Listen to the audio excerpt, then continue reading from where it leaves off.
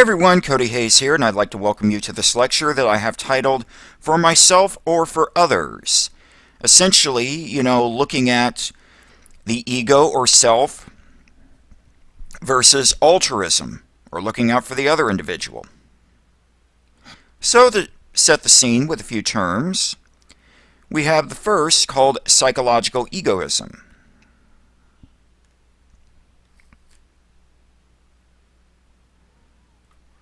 Well, psychological egoism holds that humans are naturally selfish or self-centered.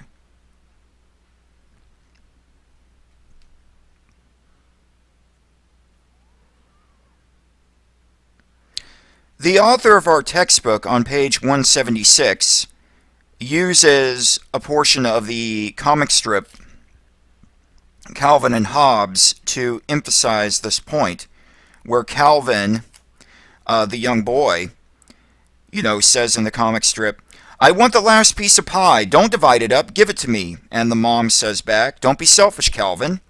And Calvin, in response, mentions, "So the real message here is be dishonest."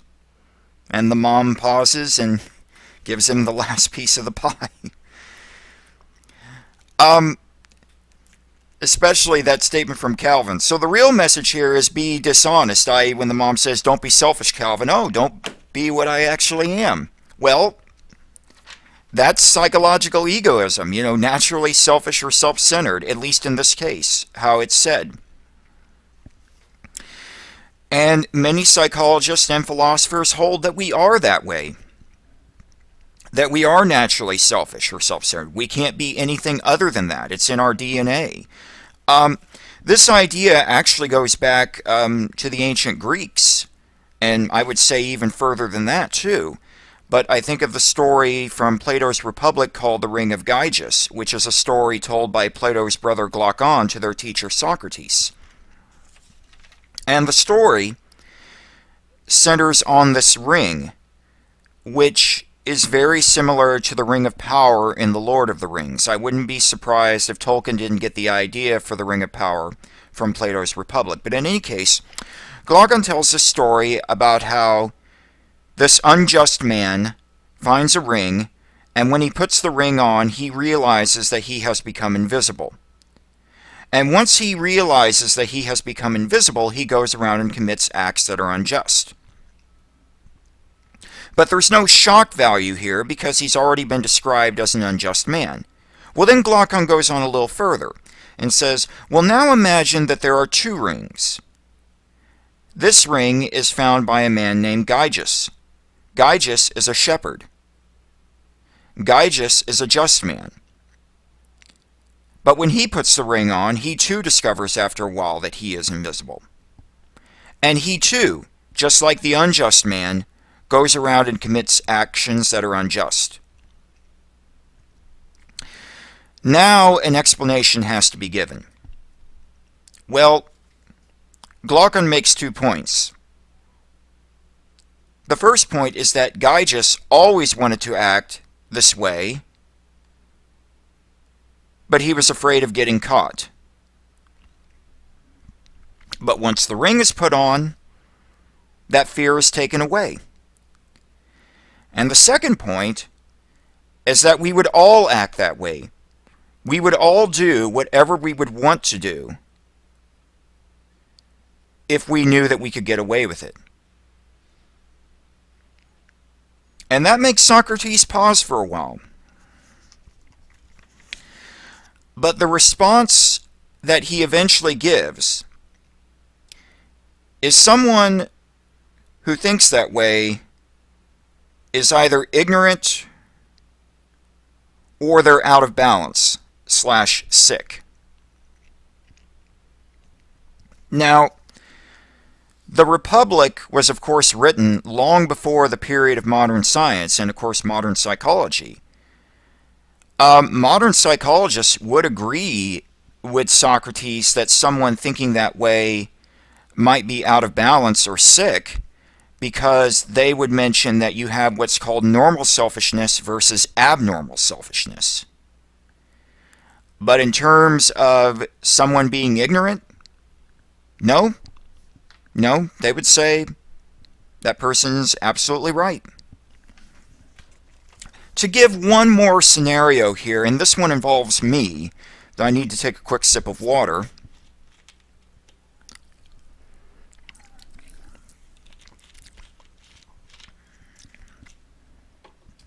A number of years ago, I was walking to my local pub, and this was early evening, and I happened to see a woman get as far off the sidewalk as possible. She was crouching against what was then an Asian food store.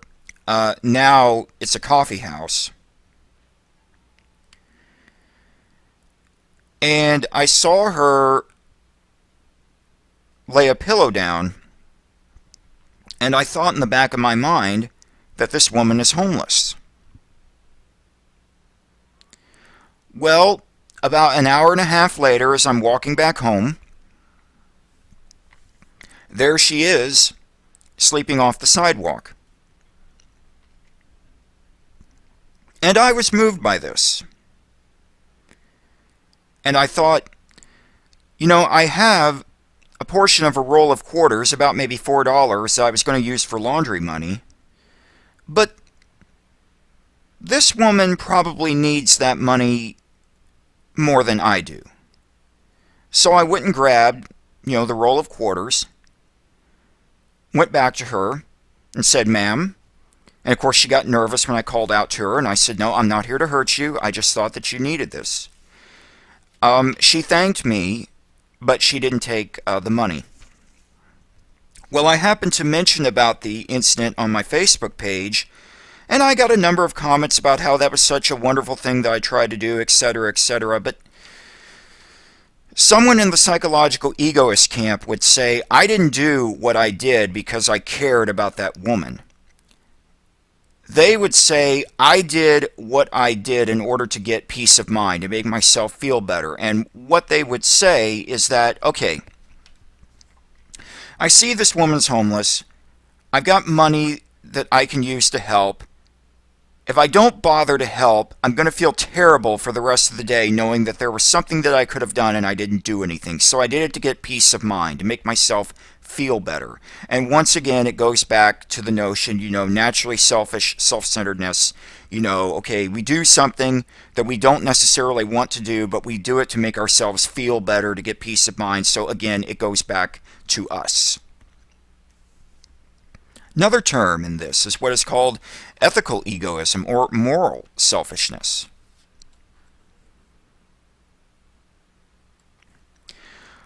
Well, ethical egoism holds that humans can choose, and they should choose, to be selfish or self-centered.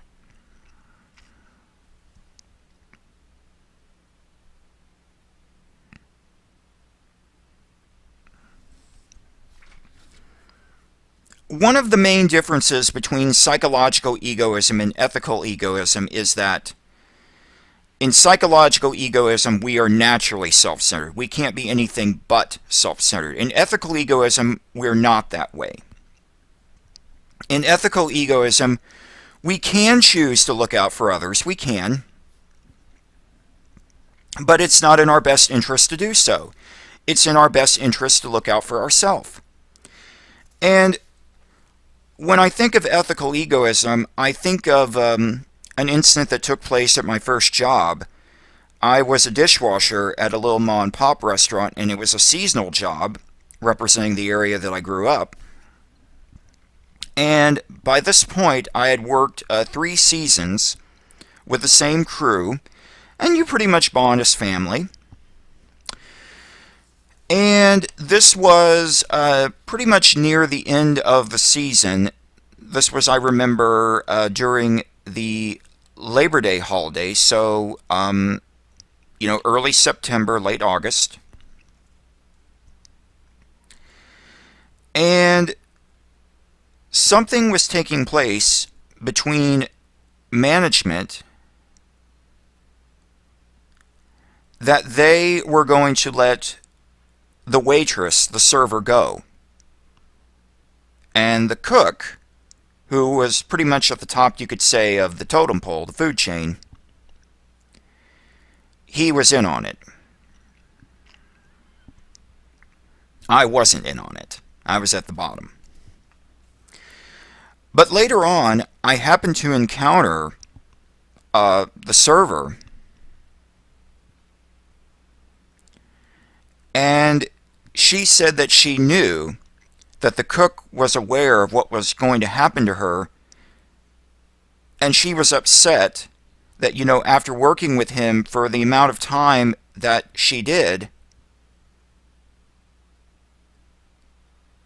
that he didn't bother to give her, a warning to kind of let her know, okay, hey, this is what's taking place.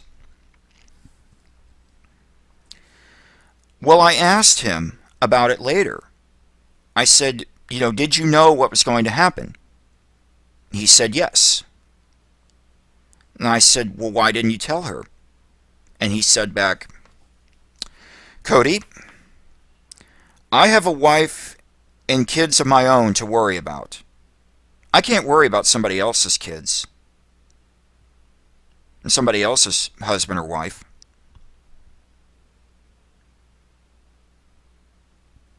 Now, by definition, is that selfish?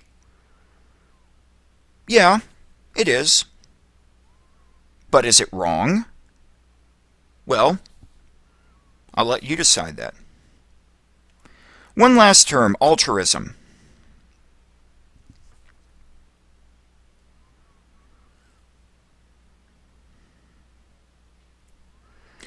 Altruism is the notion of looking out for the other individual. It's the idea or the way that most people want to see themselves as.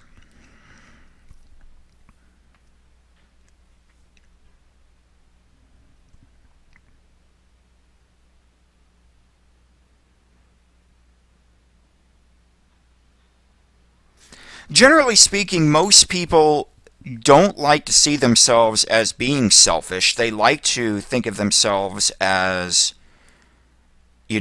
catering or trying to help their fellow human being. Whether or not they truly are is another matter. But, you see altruism within certainly religious teachings. One thing as a religious studies master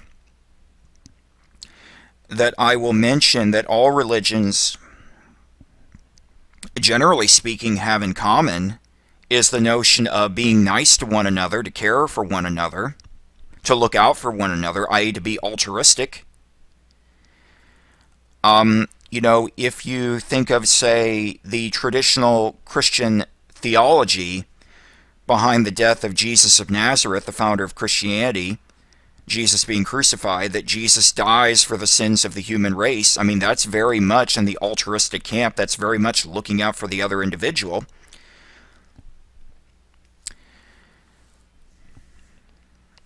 Well, we've kind of set the scene here. So next time, we're going to have something that's going to join my Introduction to Philosophy students, where we're going to look at Ayn Rand briefly. Ayn Rand, Russian-born American philosopher, she argues, in favor of ethical egoism, that, you can choose to be altruistic, you can, but it's not in your best interest to do so. It's in your best interest to look out for yourself. But that will be for next time, so take care. I will symbolically see you then.